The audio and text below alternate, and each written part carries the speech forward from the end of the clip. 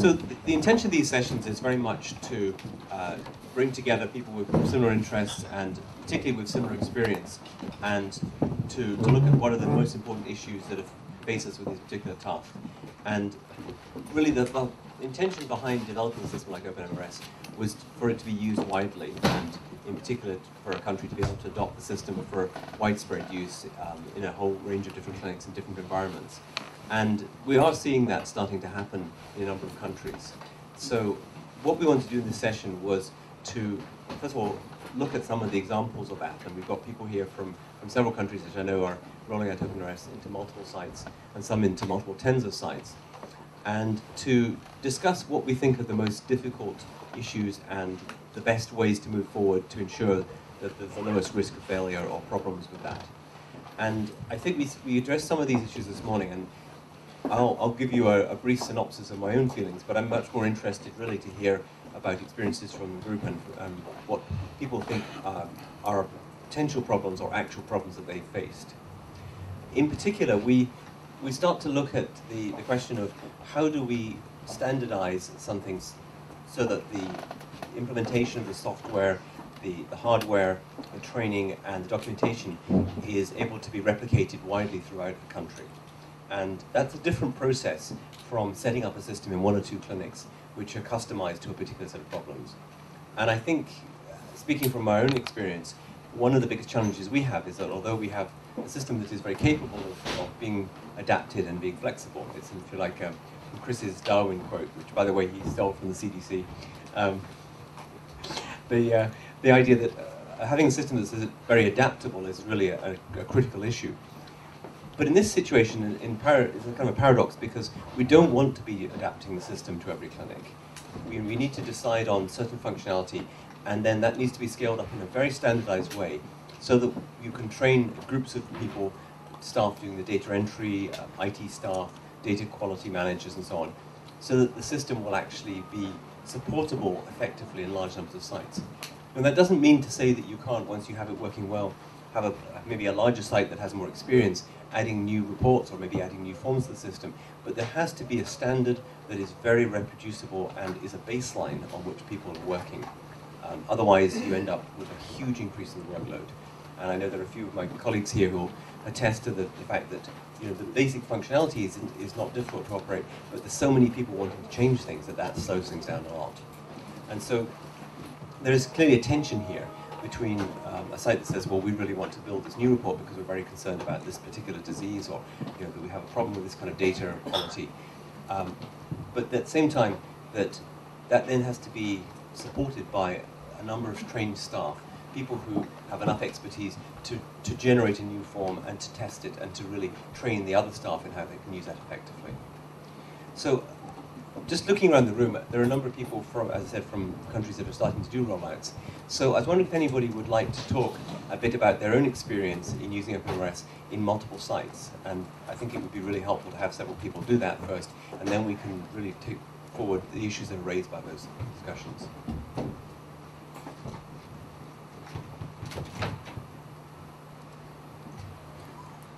Not looking at anyone in particular here.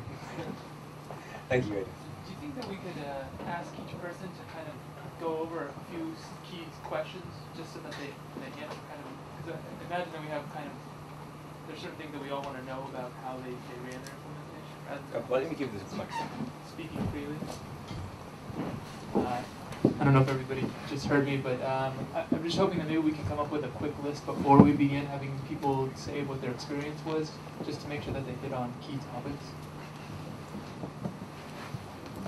How about like how about maybe like we have some criteria, like how many sites and what kind of challenges they have? Yeah, maybe. For my interest, more than just rolling out a single system in multiple sites, part of a national scale-up is how that fits into the other systems in the country. And personally, I would really appreciate when you describe the rollout, to describe it more widely in terms of the other systems that are there and the other functions within a national health information systems that needed to be knitted together so that it wasn't fragmentary. So So just thinking about how to structure this, I think that's a good suggestion that we don't do this in an entirely unstructured way. But I'm wondering if Ada, who's, I know, it's like experienced in this area, maybe you could give us an example of your experience and address what you think are key points, and then we could expand on that, and then have other people come up and actually respond to that, you know, from their own experience. Does that sound reasonable? I think like speaking for empath and in Kenya, because we have our duties to report certain data elements back to the Ministry of Health, for example, like NESCOP. So we need to answer like a minimum, you know, we have to make sure that we collect a minimum data set which include all those required indicators and elements. So as I talked earlier in this morning, and there's so many different ways to answer the same question. So it becomes quite challenging for our program because we are a little bit more comprehensive when we come to comprehensive and sophisticated, you know, in terms of like data collections. So there's quite a bit of challenges and work how to define those defined concepts and indicators in order to report back to our MOH. Would you like to comment on particular problems or challenges that you found in managing a large number of sites, and more than 10 sites? The biggest challenge we have is we do not have reliable and fast internet connections among like different sites. In the past, we do centralized data entry in Eldoret, which means paper forms are filled in the other site, and then the paper form would be sent back to the central office and to be entered. After it's entered, it would send it back to the local site. Now we move a step ahead. The next step we are now is that we do remote data entry, which means we try to decentralize. We in each of those sites, right now I think probably like 4 or 5 remote sites, they enter the data on the site. So that the form would not need to get transported back and forth to the central office. And the only thing we need to do is like to make sure that the synchronization from the remote server and the central server at least happen once a week. Have you had any problems with power and reliability of equipment, for example? Yes, this is a very good question. We in Kenya we encountered some electricity problem. We've been doing, I think about like 3 months ago, we're doing rationing. So that means like maybe some location we do not have any electricity for 2 days a week. So we need to have like a power generator by using, you know, like diesel or solar power. We have those backup options. And in terms of data quality, how has that been from your point of view? I mean, I'm thinking particularly not just in terms of Kenya, but issues around the training of staff to manage data, whether you have suitable reports or tools to help. In terms of data quality, I think we need to start from the very beginning. Step one would be the clinician training. We send out our data management team to go to different sites and to talk to the clinicians and the nurses and to give them like training how to fill out the form and how to interpret those questions as well. Because sometimes because there's very limited room in the return form, we try to collect so many questions try to stay with like one page, one piece of paper which is two-sided.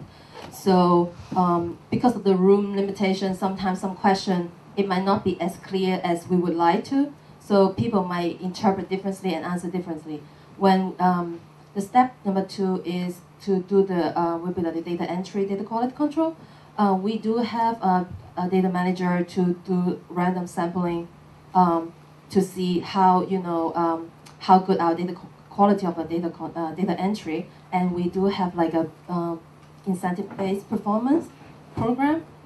We keep track on those, so to encourage our data entry to have a better quality in terms of data entry, and they will get some kind of incentive at the end of the month.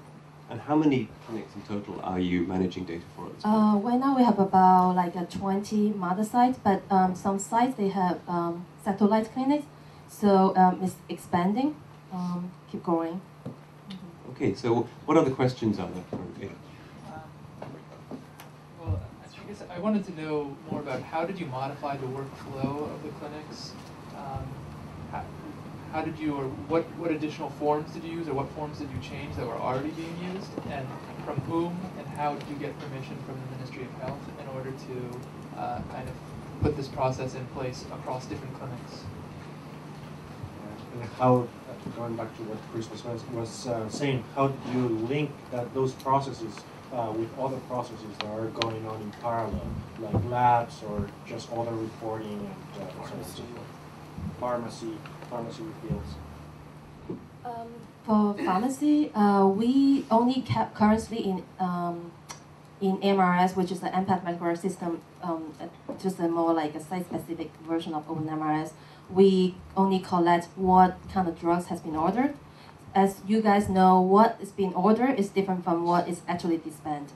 So currently we have a pharmacy program. They are developing like exactly very accurate dispensing information, and that system is going also to serve as the purpose for the inventory purpose. For example, like if like some kind of drugs are low, so that they would know that it's time to order instead of like later find out that, oh, we don't have these drugs for our patient. We have to send them to the the private chemist to get the drugs. Sorry, is that part of the same system, or it's a parallel system that you're linking? Can you just repeat the question, please? Well. The question is like if it is a part of the system, it's not part of AMRS, but we use the REST module to get the information back and forth, and also to it hasn't finished yet, but the plan is to send certain pharmacy data to feed it back to the MRS so that it can be more comprehensive in terms of like accuracy, so that we can do maybe some quality control and analysis. Is there like a difference between what has been prescribed and what has been dispensed? Any other questions? You hang on to the microphone. Then we could answer. Thank you. One is a related question as well. Have you had any reason to make your system interoperable with other systems like national health information systems that are completely different from the OpenMRS? That's one. I think like for right now, which actually Canada, MOH, NESCOP, they just had a meeting in Mombasa. I think last week. Yeah, last week. Yeah. So they are still like in discussions like what kind of EMR are they going to plan to decide to use countrywide and how to move forward. So it's still like in discussions. It's not finalized yet. Okay, related question is, have you encountered standards issues with standards, like which standards to be used while developing your system and while trying to interoperate with the lab system? When you say standard, what kind of standard? First of all, have like HL7 standards or drug coding standards, like the ATC coding or any other. I think originally, like for MRS, for empath, we mainly serve and treat HIV patients and population, but right now we expand to like other primary care, oncology, and reproductive health. It's expanding. When we create our concept dictionary originally, it's more like empath specific. I think as we grow, probably we need to adopt like certain standard, like to make it more, like later on, when we work with other program or like to be part of the NESCOP, requirement, maybe it would work better later on. But right now, it's still very empath specific. Thank you for your very good examples, and just a little bit of my experience of being sort of involved at national level with the Chilean government. And even though your example did really highlight 3 areas that I've been investigating for the last 3 years, and now working with the Australian government, and they leave the same thing. Firstly is the resources allocated for that type of project. And if it is an ICT project itself, it becomes a technological project, many of the experience in Australia. The capacity building is the one you actually talk about, the people and the infrastructure, and that's really relevant, but at the same time have to become as a package. And the very, very very precise question this gentleman just did about sustainability. interoperability is the major challenge of any health system at the moment. And you're totally correct, there are a lot of standards to achieve interoperability, and Australia have done a lot of work on that. And I can show you that for pathology, they actually have agreed with OLIOC, DCOM for other ones, and HL7 for clinical system. And we're talking about hundreds of technicians and people getting together to decide these standards I'm talking about in behalf of Australia. And with a lot of pride, Chile is adopting some type of a standard, technical standard, which HL7 as well, because the idea is not to reuse the resources again. Australia have wasted 15 years of implementing different systems, and even with a lot of confidence, OpenMRS got health concept more closely than other health systems available. The challenge we got now, and I think you've done very good in explaining this example, is about building the capacity, having the right resources, and I'm not talking about dollar sign only. The resources we need to put as an investment and measure that investment. Governments don't do that very well. At the moment, we're working with 52 vendors in Victoria to bring the health system in some type of standards. OpenMRS is one of the players, but I think it's a very strong players. We can take advantage of that as you're doing it. Thank you. More questions? I'll start with them.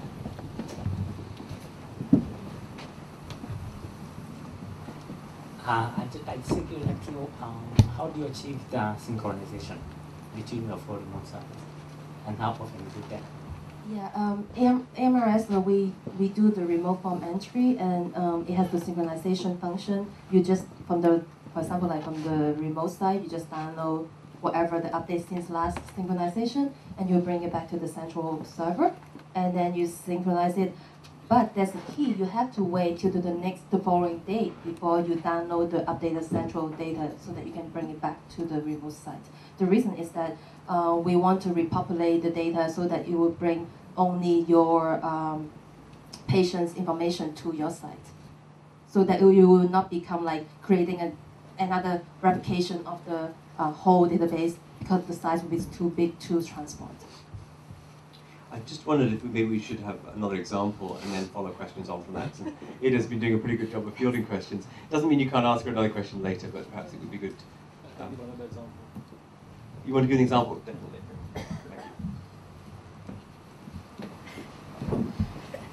Okay, I'm talking from experience from Ghana. We haven't rolled it out completely at all. But then, no, I see that we are just beginning. We are just beginning. We've only just set up only a central system that feeds in the data. And we are just about to even move to our clinics, so that clinics, the data will be picked up from the clinics. But we have basic problems, basic challenges, and I think that these challenges need to be addressed even as we plan rolling out. There is a great consensus generally that Ghana want to pick up the OpenMRS as its main central data collection system and reporting, mainly because in the past it has dwelt on aggregated data, and OpenMRS seems so clear that that's the way out. Having said that, I want to say that it looks like there are different levels of adaptability now. We have different levels now. Some of us who are coming from behind I also find it difficult to actually catch up with the system. Most of our challenges deal with procedures as to what we do when you have a problem. What do we do? Do you have a specific example of the types of things that you're concerned about or you think are going to be a particular challenge for you? I would say that, for example, if a form has to be changed, or let's say we want to adapt the Ministry of Health form All we have to do is maybe send the form straight to Andy, and then Andy will have to work on it. We do not have I would say that we do not have hands-on, hands-on on the system, and for that matter, for how long are we going to continue to rely on others to actually implement the system? And this is some, and this is how and when something breaks down, we are all. These are some of the problems that we also have. I mean, I think these are very important issues in capacity building and teaching people Exactly. to use the system and to support the system and to develop and extend the system. These are all important requirements, and certainly issues that we've already had to address in Rwanda, for example, in terms of training programmers. And we're very conscious that the other issues that the Rwandan government is keen to do are training data managers and making sure there are enough trained IT staff to ensure that the systems can be supported properly. Yes, and I would say that we would have imagined that there will be laid down procedures, But what I mean is that the methodology is, I don't know whether we do not have access to the methodology as to what are the various steps. For example, you purchase a new server, or your server breaks down, and you have to configure the server and do other things. But it looks to me that the documentation to such system doesn't seem to be in place. They may be in place, except that we are not privy to these things. Thank you. I think just a little editorial point here that one of the challenges we have is that relatively little of the documentation of the successes and failures of systems like this have been published in the public domain, either in journals or in widely accessible sites. And it's really a responsibility for those of us who've done work in this area to try and write up their experience. So a little plug for the MedInfo that even if you aren't feeling up to doing the 5-page paper, a 1-page poster abstract can be done in 2 hours, in my experience, quite successfully.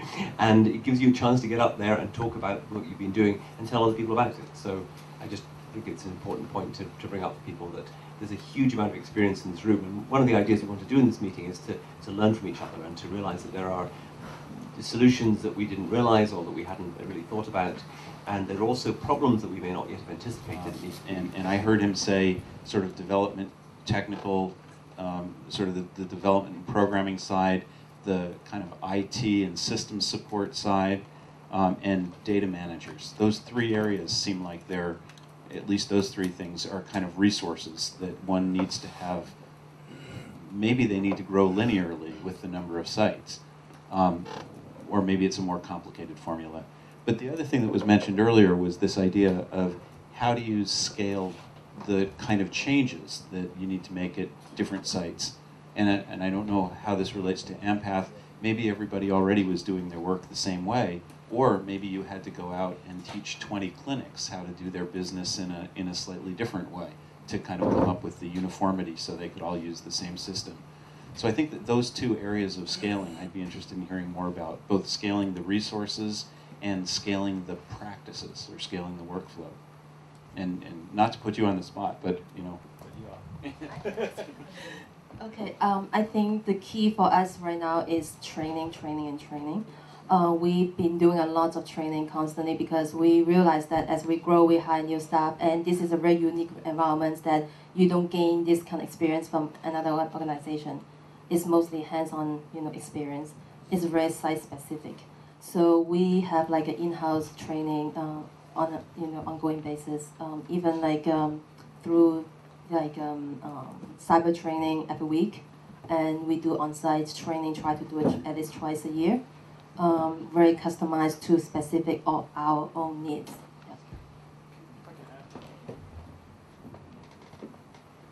Just from Lucitu again, one experience that we had at our clinics that's an activity that we did that seemed to be quite useful was just going through and mapping the human systems that take place at the clinics. So, and then using that to drive how the data entry happens. So, for example, how does a patient flow through the clinic? What does that look like? And then at what points does the EMR have some kind of input or output? That that needs to be done, and I think that's been quite helpful. And A, identifying areas where we're actually missing data because we didn't have somebody sitting at that point, and then B, just also making sure that sort of everything gets captured as it's coming in.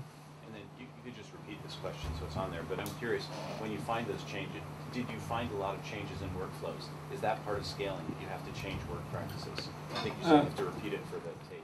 Okay, yeah, so the question was, whenever you find changes in the workflows, how do you... Yeah, do you find that you have to change, in Lesotho, did you have to change the way clinics were working? In small ways. I mean, you know, first of all, there wasn't a big change that you had to make on the actual system side. A lot of times it was, I mean, there's just not. It's just, yeah, there are changes that have to be made on the human side. I'm not sure how. I mean, we kind of have an advantage in Lesotho that the clinics that we're operating are partners in health clinics, so we can kind of just go in and say, well, we need to adjust how this is done. In terms of, you know, where the nurses sit to collect the information and how they hand the files around and things like that. But yeah. I think Jeremy's understating it. It's actually quite hard to get people to change. It takes a lot of subtlety and persuasion. I'm just wondering if there are more people who'd like to comment on implementations. So I see a few people around here I know who've implemented OpenMRS in a number of sites. Gilbert, do you want to comment at all? You don't have to. Okay. Eric?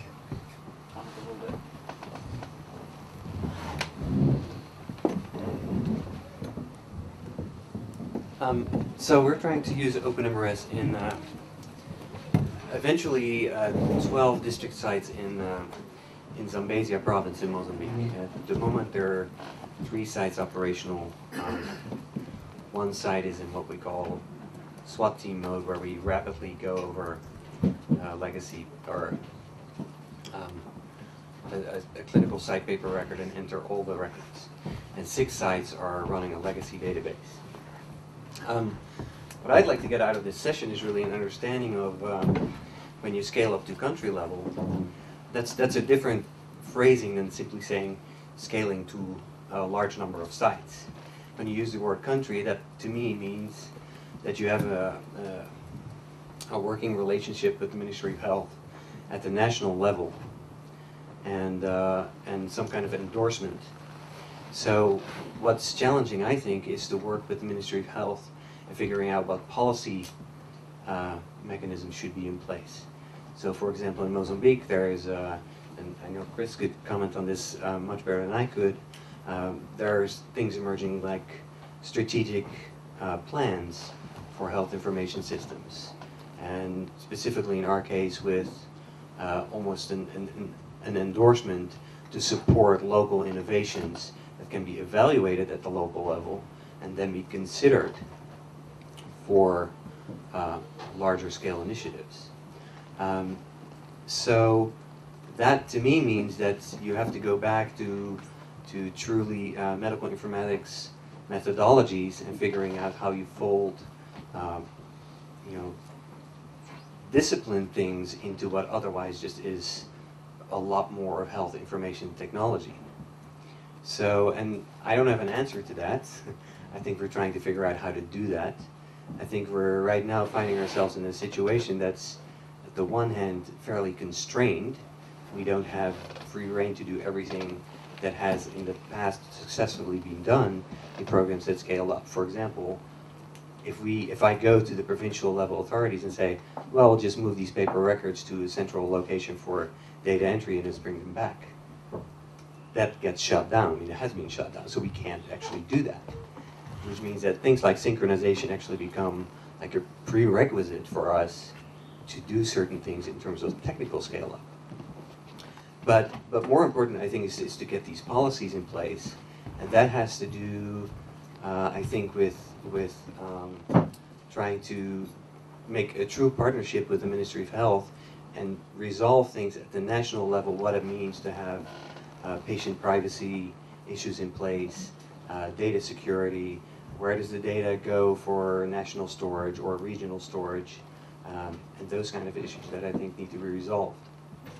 Thanks, Eric. That was really helpful.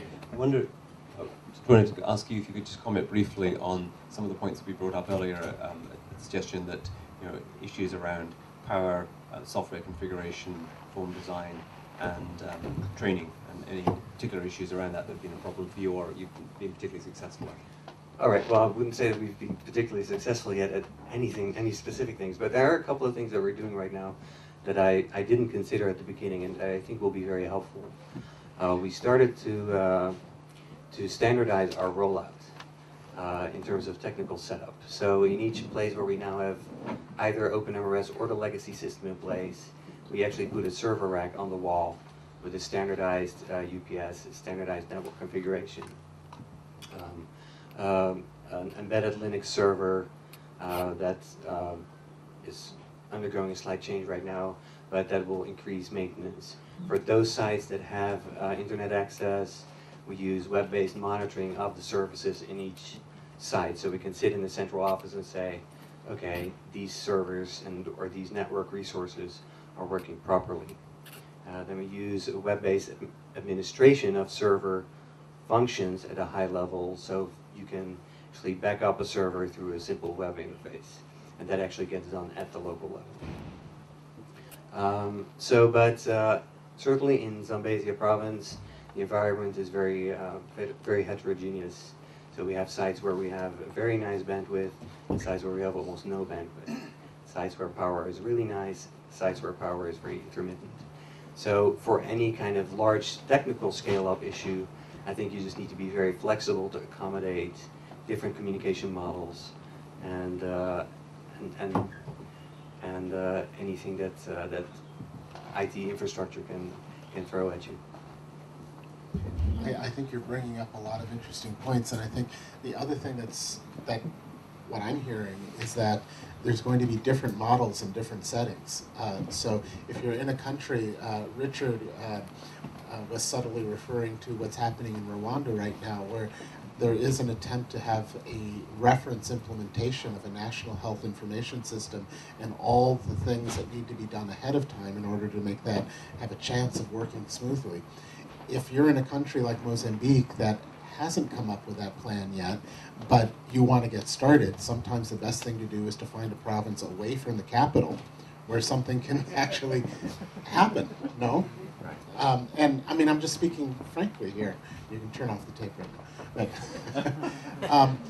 But I'm wondering if one of the things I'm hearing is something that you isolated very nicely, is that there's a difference between expanding a software to a greater number of sites and thinking in terms of a national health information system. That those are two related but separate ideas. And if we are talking about scaling up nationally, are we talking about scaling a software? Or are we talking about scaling an information system of multiple softwares and functions? And if we're talking about the latter, maybe those minimum requirements that you're talking about is the way to address the problem for now. What are the policy considerations that have to be decided at the central level, that, you know, the minimum policy considerations that need to be addressed? What are, one of the things I was sensing from some of these efforts to bravely scale up a software in multiple sites without a plan is that you're kind of working blind. You know, okay, we need a pharmacy system, there's kind of one over here, so we'll connect to it, but we haven't even thought about labs, or maybe you have, but well, yes. but in other words, there's a you know, trying to build a city without knowing where the streets are, you know, and committing to building a building when you don't even know if the plumbing is going to get there, and so what are some of the basic considerations that have to be actually thought out for this stuff to work, you know, in a national setting? Now let me propose something and see if the group is interested. We could continue in sort of this Q&A fashion, or would it be helpful if we either broke up into smaller groups or as a larger group actually began to identify some of these key prerequisites to thinking more holistically in a country setting? And if it's the latter, I also want to put in a little plug for something that some of us in this room have been working on, which is this meeting in Kigali next month that Richard is hosting on actually dealing with these issues in specific countries. So, for instance, if Ghana were interested in thinking this way, that could be an opportunity to work on a peer-to-peer level with other countries that may have already been thinking along these lines or maybe just starting, but to actually work together on trying to find a rational approach to all of this and to get out of the mindset that a software is a standard. You know, what do you think? Well, I think we definitely want to pull this conversation together. I mean, I think it's very helpful to hear examples from different sites and what people are doing, but at the same time, we really want to have some kind of a deliverable from this meeting, and that is particularly to identify those factors that we think are most important to get right. And so I think we've discussed quite a bit about some of the site-level factors, and I think those are critical. If you don't get those right, then it doesn't really matter if you have a national plan. But the problem is that just getting a system that works well in a couple of sites does not guarantee that it'll scale. And I think that's one of the great misunderstandings, or perhaps fallacies, about information systems, particularly in healthcare, is the notion that something that works in a small scale will automatically work in a larger scale. And in so many cases, that's actually not true. And that may be issues around just the type of software and database, or it may be about whether you have a vision for how you'll have a standard way to transmit data to other systems or from other systems. So, anybody particularly feel strongly either way about this? Would you like to hear more about some specific examples, or really have more of a discussion about some of the national level factors? Richard?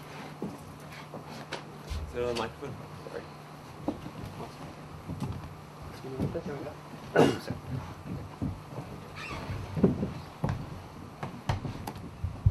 Thank you very much. Chris has touched on a very, very critical issue that I actually wanted to talk about, which is having a national plan.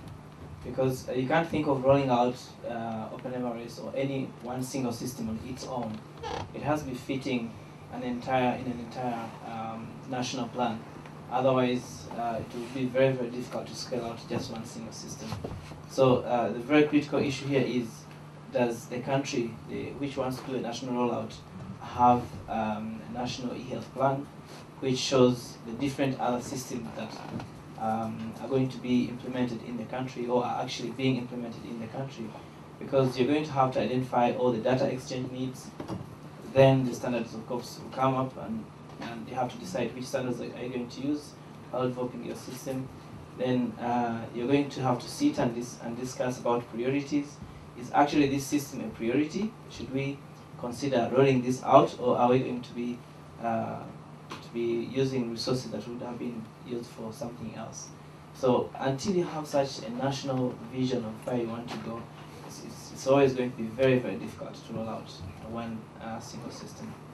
So I don't know how many country or national representatives we have here, but it's very, very crucial, like the gentleman over said there, that we have to liaise with the ministries of health so that you make sure that this is actually their priority for you to decide to make a national rollout.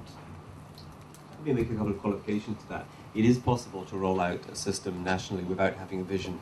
It's not possible for it to succeed well in the long run. Yeah. You can get stuff to work in a very specific, very sort of proprietary way, but then you sort of find yourself running into the sand when you realize you need to change something or extend it or add lab capability or something. That's one of the great problems. It is possible to carve out a little piece of functionality in a very unthinking way, and we obviously want to avoid that. While I still have the microphone, just add one more thing is in Rwanda, for those who are working there, you know that we thought that it is worth building OpenMRS into a much more comprehensive primary healthcare system, other than rolling out a system to just look at HIV data or answer very small specific questions. You're using almost the same resources, human resource, infrastructure, and everything to answer a very small question instead of building it further to do like stock management of drugs, billing, and so on and so forth. So maybe that also can encourage national rollout because you are answering very many questions by rolling out this system. Thank you. Ironically, I think my comment was going to be sort of an anti-argument to what was just said. My name is Evan, I'm from Malawi. I think one thing that seems to be effective in some cases can be just starting with something simple that has a lot of bang for the buck. So identifying a couple problems that can be solved with an e-health system and trying to design something that might be able to be scaled up to meet those, using that as a chance to try to identify some of the major challenges with sites in terms of power, in terms of training, in terms of capacity building, and then maybe building up from there. I'm not saying it's the only way to go, but I think that it can be an effective solution as well. To go back to the case that's happening in Malawi, what they are deciding to do with a national rollout is to try to just do something that collects the data for the ART care that's being delivered. And it's already a pretty simple process on paper, and so they're trying to change it over to be point of care on touchscreens and just collect that simple data set. And just scaling something like that up can have a lot of benefits right away in terms of just improved data quality. It's a program that everybody's already buying into. Switching over from doing it on the MasterCard to doing it on the touchscreen is viable, since people have kind of already bought into the system. So I guess just I think there can be some kind of an argument for trying to keep something slightly simple at the beginning and getting buy-in. So just make a small comment on that. The simple system you're referring to is 9 years of enormous amount of work and testing and polishing and testing, and so it doesn't attempt to do all of the issues around standards perhaps that need to be done for a full national system, but it surely is not a simple little device. And in many ways it kind of brings back Chris's earlier point about the fact that a simple system is not simplistic. It's not, it has to actually be very cleverly designed to give it a simple user interface. So I think that in some ways what you're saying is actually following that there's a tension between developing and testing and evaluating solutions which are maybe part solutions to the problem, but knowing that in fact you have something which is successful and stable and is having an impact, and then saying, well, how do we then scale that larger, as opposed to having a system where you really haven't actually thought beyond a very limited sort of problem. Yeah, I mean, I think your point's very good. Obviously, that system in particular has taken a very long time to develop, and I think that's just illustrative of the challenges that are faced by trying to do this. It is very complicated. It takes a lot of hard work. There are a lot of mistakes that get made along the way, and I think keeping the focus on something that just has a lot of bang for the buck, that has immediate results when it happens, is just helpful to sort of maintain the consensus around that. Before you, I just want to underline something on this particular thread. And Richard, you can correct me if I am putting words into your mouth if I've gotten it wrong, but my understanding is a national plan does not mean micromanaging what actually happens in the clinic necessarily.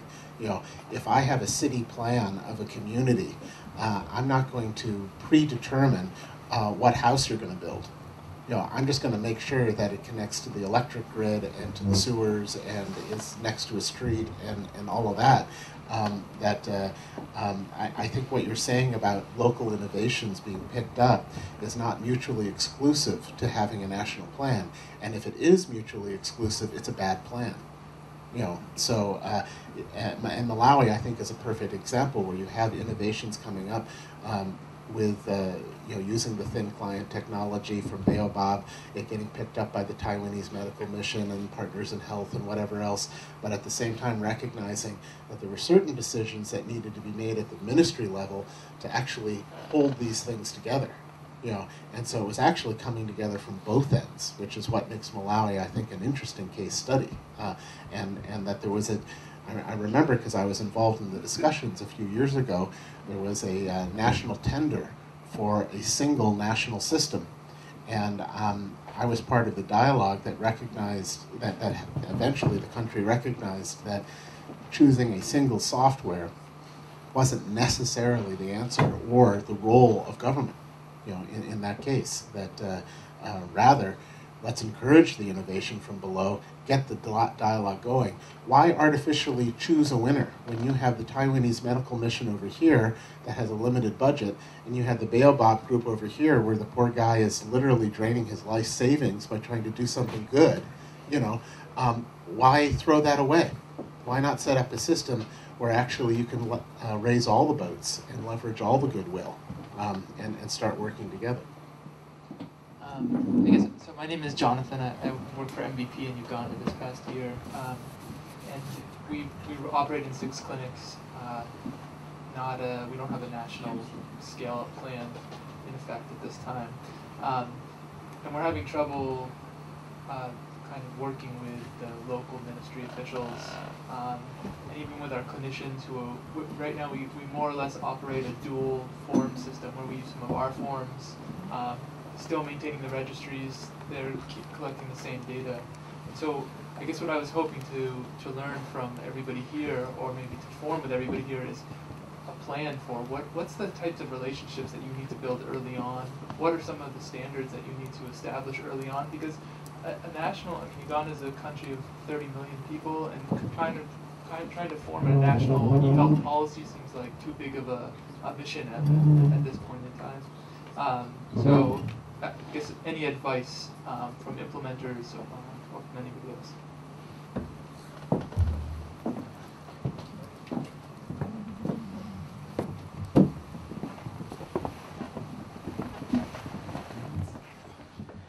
My name is Toboloch. I'm from Kenya. I guess it's just a follow-up on what you said, what Richard said. Kenya is at the moment in the stage of, we have this kind of partnership where the Ministry of Health, we have 2 ministries of health, but they're jointly leading a process where they brought in partners, and we started off with doing an assessment of all the EMRs in the country. And they were funded by different agencies. WHO funded one assessment, CDC did fund one, and there was one through DANIDA. And then we've had a harmonization exercise which has looked at various characteristics of the existing systems. And recently, just like she mentioned, we had a workshop led by the ministry, and again, which brought together all the players to present a kind of harmonized report on what are some of the systems that are out there, what we consider as some of the weaknesses they had, and some of the strengths. But then the more interesting part was kind of working towards standards, because Kenya is working towards building a standards-based framework for EMRs. And the debate here was, do we start at EHR kind of primary care level, or do we start from ART and then scale it up, but with a big picture in mind? So start from ART EMRs, but then with a big picture in mind. So there's been there were very good discussions there, and we kind of broke up into 5 groups that looked at issues to do with infrastructure. That included hardware and connectivity. Then those issues to do with the EMR softwares, not necessarily talking about a product, but talking about what are the standards, what would you desire of an EMR? What kind of interfaces do you want it to have? How should it link to the lab systems? How should it link to the pharmacy systems? And what kind of information interchange do you want between the various systems? So it was all kind of standards-based. Then there was a session, one of the groups discussing data management and health records. I mean, data quality and so on, those kind of issues. And then there was capacity building. And then there was governance and legislation. So that it was kind of several different perspectives. But the most important thing is it's kind of working towards a big framework, the standards-based. So we're not focusing on any particular product, but also looking at how we want to scale that up from kind of like single institutions to a national level. And I think I had a very interesting presentation from the lady from Australia, which we're in the process, and we want to learn some of the mistakes, if I could call it that, some of the mistakes you made so that we can avoid those mistakes. And so it's still kind of very early stages, but in my thinking, and we kind of have a big picture at the end. And so we're not talking products here, but we're talking about standards. Yes, you should always learn from other people's mistakes so that your own mistakes are original.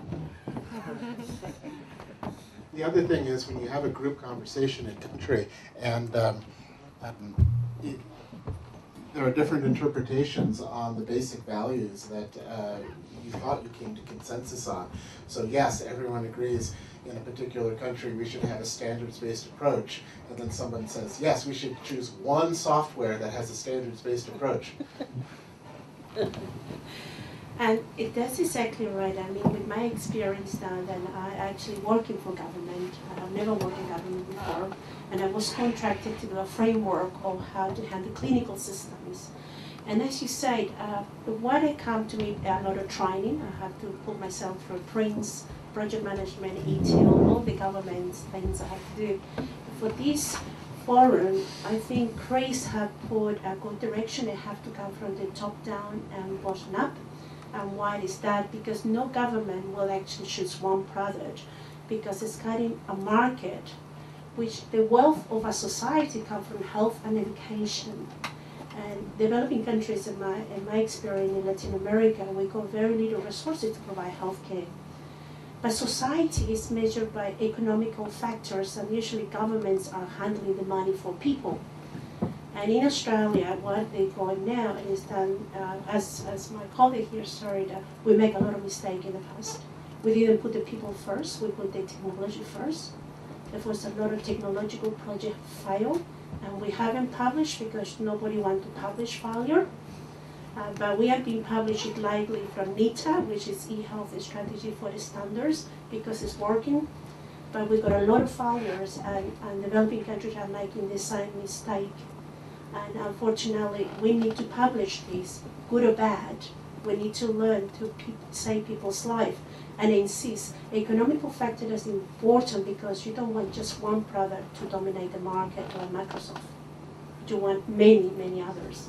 And I'm not ashamed to say that. I want open system that where people have access to the code.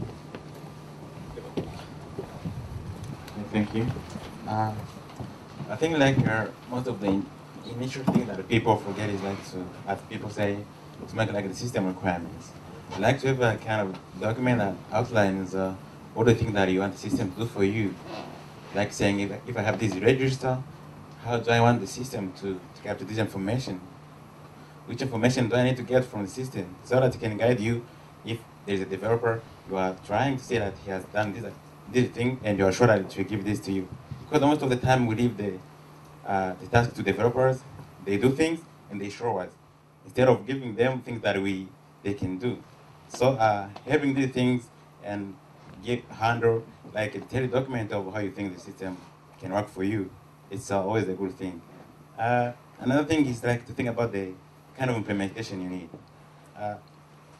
To say maybe I want to have like local installations, having system working separately, or having system working with others in different ways, so that I have a plan. And as other people say, to have like to adopt different standards. As we in Rwanda, what we were saying, because we had like a lot of technologies emerging, someone coming and say, oh, I have this, I can support you, or I can help you in. So we said, let's stop everything, like the system that coming in, and try to make kind of plan what we need, and then say if we have like a good system that can help us, use that system instead of having like different things that can do the same things, which sometimes can be difficult to control, and to have ownership on the systems. And the last thing is to have like the in-house developers, to have local people on the system, so that anytime if you need a change, these people can work on it instead of calling someone who can be like somewhere else very far busy working on some other projects. Thank you.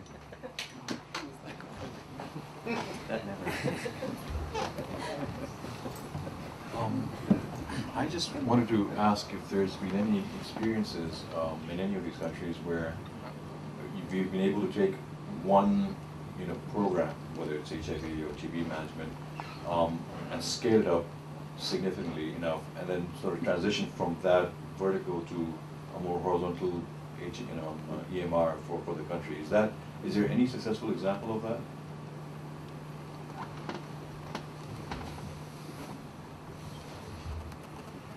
I'm not sure in the developing countries I've seen an example up to this point, because really this field is only, I suppose, about a decade old, and almost all of the initial work was done with entirely vertical systems, as we did, in fact, with our system in Peru and then in Haiti.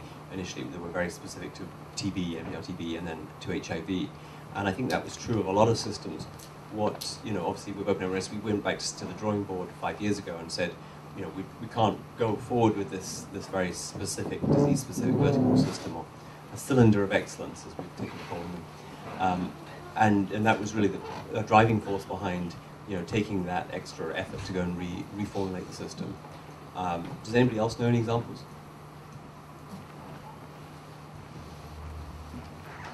I don't think at a national scale, but I think we've seen successful systems in an area recognize that they needed to expand and think more widely. I mean, that was the birth of OpenMRS, frankly, wasn't it? I mean, you had an access-based HIV system in Masoriat in Western Kenya, and they realized that both the technology but also the approach was limited, and so it went in both directions. Sure. I was just going to say, based on our experience in Rwanda, where UPIH has implemented OpenMRS in Ministry of Health, health centers, and now we're to the point where we're talking about this today, about a national scale-up.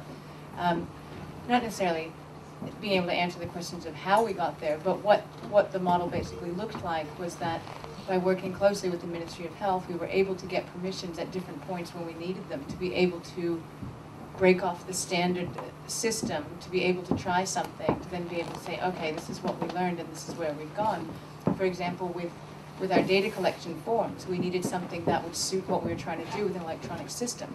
And the Ministry of Health gave us permission to do something different, to do that. And now we can come back and work together and say, here's what we learned, we're now trying to do this nationally, and then we can work together on going forward. And that was key, because we didn't just sort of head off down our own path, sort of assuming that everything would be approved and not be working with the ministry. The hardest question about that is, how do you get that relationship with the ministry? And that's not an easy thing to answer. In our case, it's multifaceted at many levels, to do with history, personality, the government that's in power in Rwanda, the forward-looking ICT, the strength behind that message that the government wants to really get this going. So that's kind of how we still work with things. As we're developing primary care now, we'll be looking at, okay, at some point we're going to need to move off of paper-based registers. We're going to need to get permission from the ministry. If we show, okay, we can do all of this electronically, can we have permission in our health centers? Because our nurses and doctors work for the Ministry of Health, not for Partners in Health. And we need to always make sure that that's very clear and that we're still working in the system. Otherwise, we won't be able to, do what we do. Cheryl, are you guys using a top-down approach? Like, when you say like for Uganda, you have district officials and then you have the Ministry of Health officials, and they all kind of report all the way up to the top to the federalized system, but the lines of communication aren't that clear. So when you guys are establishing your partnerships, did you start locally and then move up, or did you always start from the top and then come down? I would have to say that the experience is both, and it depends on which person it is within the organization. Someone like Paul Farmer is going to be talking more to people that are at that top level of Ministry of Health. Those of us that are in the clinics are going to be working with our colleagues side by side who are doctors and nurses. So I think that was probably key to it, that it was happening at both of those levels, at the policy level as well as working with the people in the field. And I think both were important. I can say that if we were just doing it top down, that it wouldn't have worked as well. Kind of more or less on that, on the how do you establish a relationship with the government?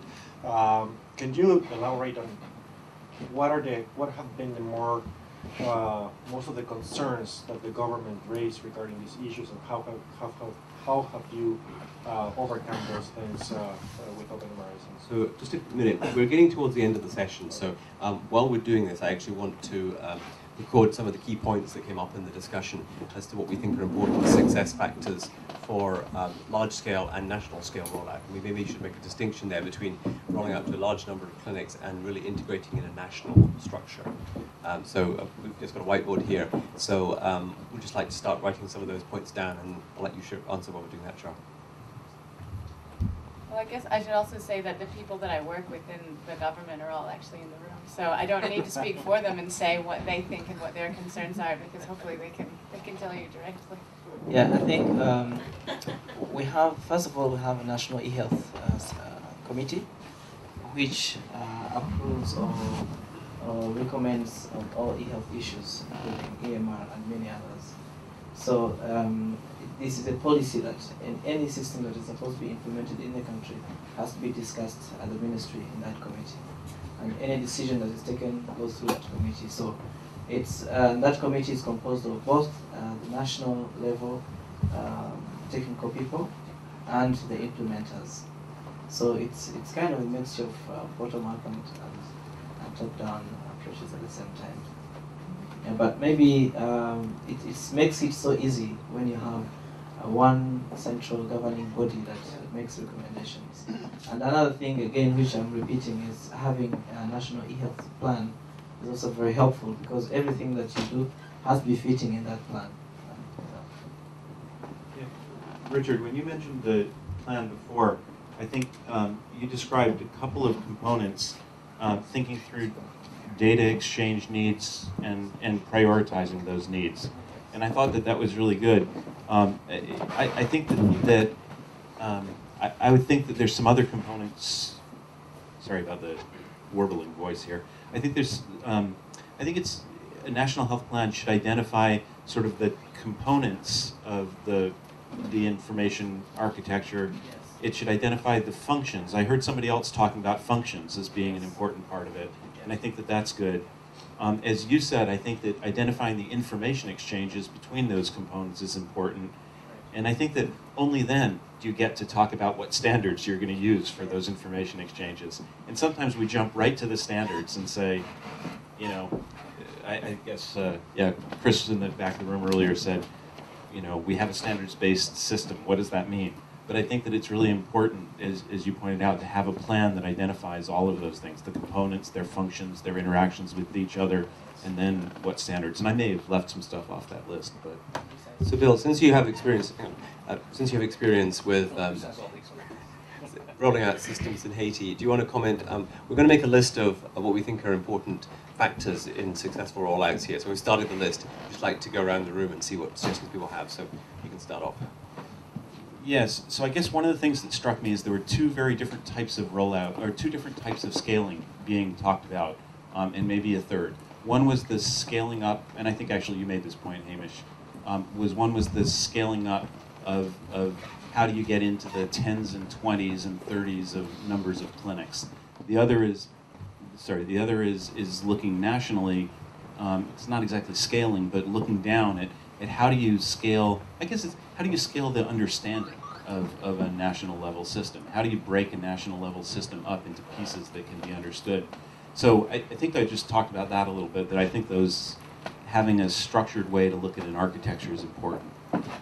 Going back to the bottom and looking from the bottom up, I think other people brought up a bunch of things earlier, that idea of scaling both the resources or standardizing the type of deployment that you do that Eric mentioned, having a standard set of components that you deploy. We've kind of been messing around with using virtual machines to create sort of standardized appliances. That's a little bit of a different twist on what Eric was saying, but standardizing hardware, standardizing the way software gets deployed, having a standard approach to scale resources. That's something that we don't do particularly well, but I think it's an important one. In Haiti, we use CDC. The CDC office in Haiti essentially provides the scaling of IT resources. We provide the scaling of training, and I don't know that those should be as separated as they are in our environment. But let me stop there, I guess. So we should say standardizing components, standardizing systems. And I think there's a tension there we identified, because on one hand, if you're going to roll out to many sites, you need systems that are standardized enough that you can fully test and document them and train people on them. At the same time, you actually want to be able to adapt systems locally. So what other things do you think we should have on the list? Actually, one quick comment is, I think you actually have to do both. It's not practical to just start at the top and say, right, here's the architecture, and we'll have 1 million systems that conform to that architecture. So you have to have some way of clustering, whether it's along the lines of organizations, of implementers, or of healthcare, some division of healthcare delivery systems. You have to have some way of clustering things and scaling from the bottom up as well. So we need a plan, right? So a national plan there, and we need to evaluate systems. think we should put that on the list, yeah? Because if we have pieces of or components of the system that have been evaluated and shown to work, then presumably that would be helpful. So what other suggestions? I think it's for my experience, it's very good to actually, the example that Grace said, imagine you really, it's a town you have to plan, and the architecture is very important. And to build the road, sometimes you can leave there a county to build the road, or the big government, or the big neighborhood, with everyone take charge on that and ownership. And I think the information systems are happening like that in health system. The traffic light is the standards of how you want to stop corrupting the data or stopping the data. Or the idea is to keep the patient journeys, and someone else actually use that as well.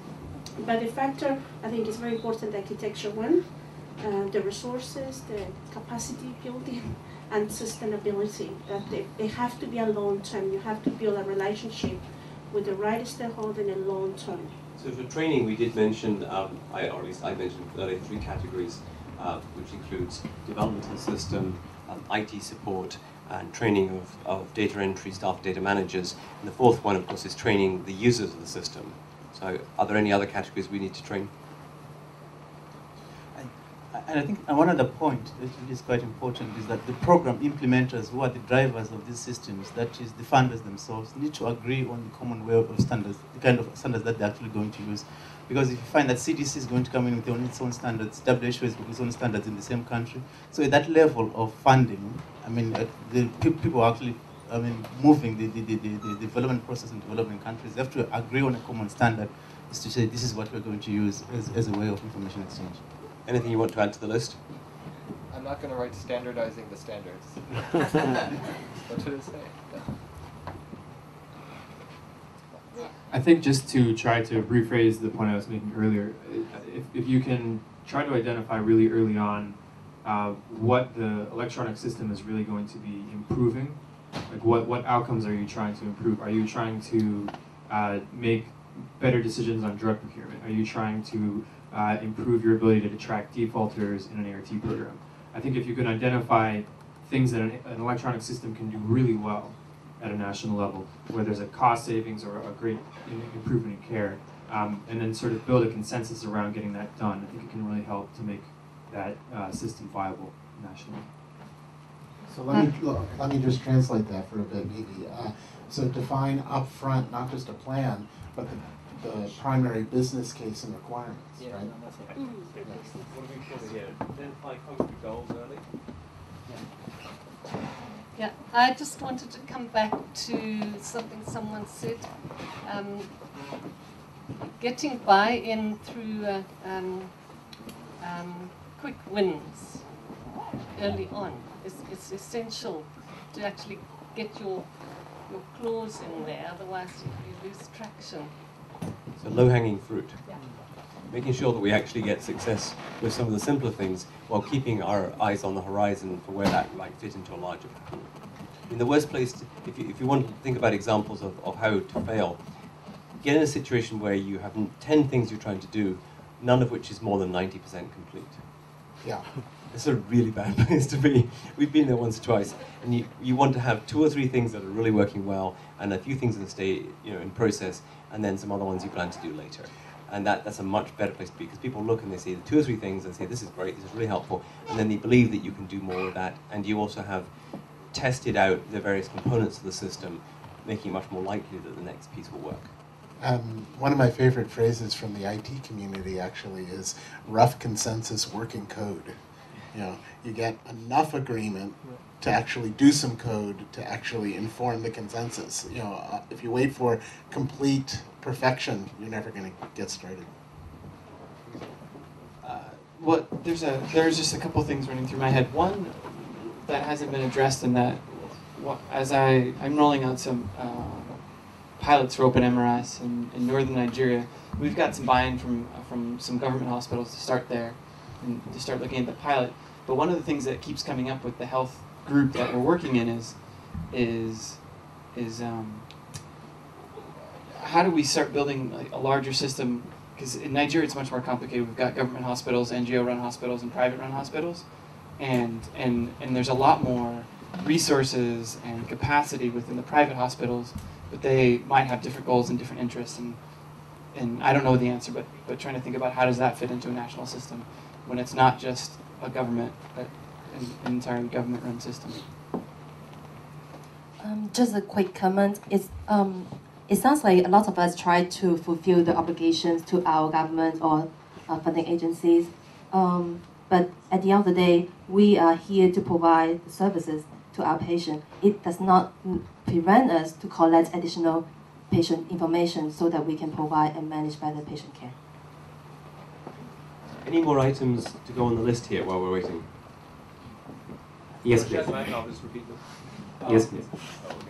I'm not sure that I've heard this earlier, but there's a lot of people that are interested in this question, end users, all the way up to people in the government ministry and implementers, and you need some process for getting those viewpoints together, and it needs to be iterative, and I would say you need a fair amount of patience to go with that. But I would call it a governance structure. I'm not sure that phrase means everything, to a lot of people. You're really stressing that there are a number of different stakeholders and players in this area, and you need a structure which takes into account the end users and the government level and all of the stages in between. And that process needs to have some way of getting together regularly and iteratively to move forward. Okay.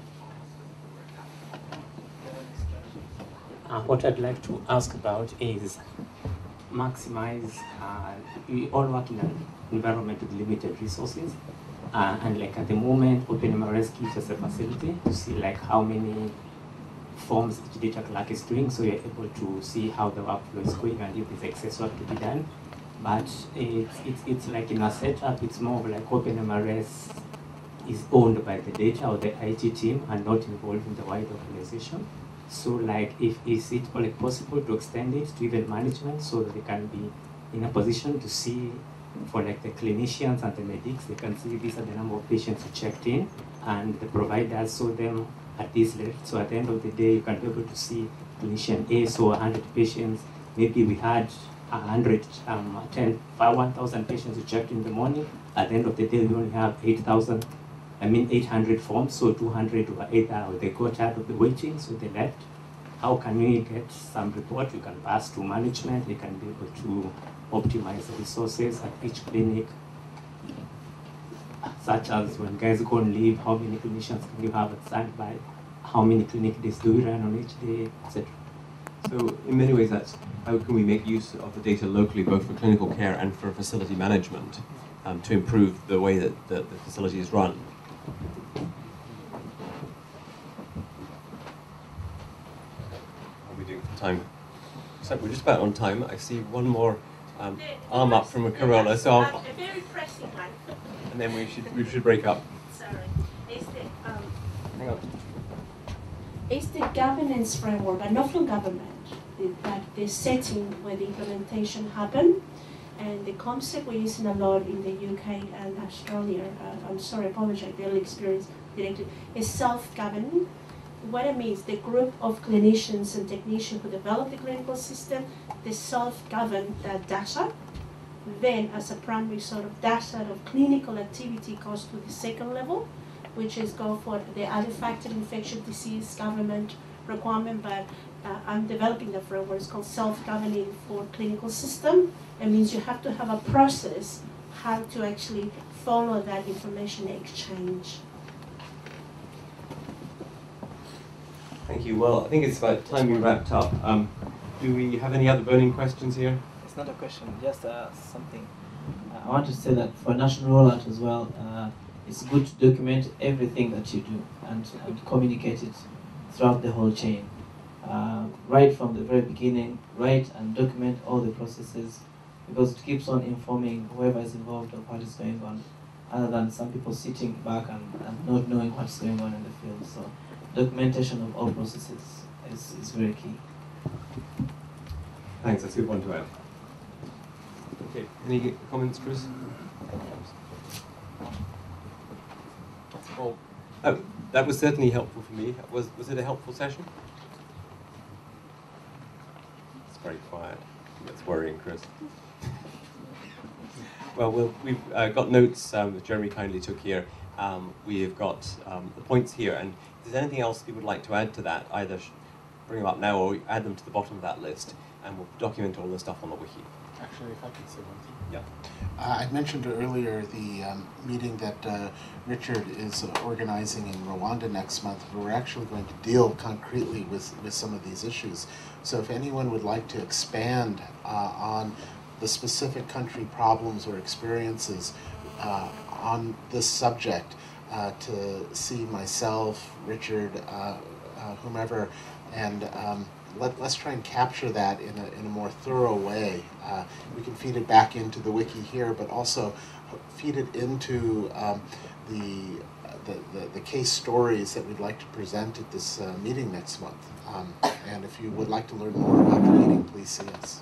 And actually, sort of in line with that, we're actually writing a plan for rolling out OpenMRS and EMR systems in general at a national scale. And so if we'll try and contact people about that, and if you have things you'd like to contribute, then do get in touch with me, because we'd very much like to take the experience of lots of different groups and really try and distill that down. Okay, thanks everyone.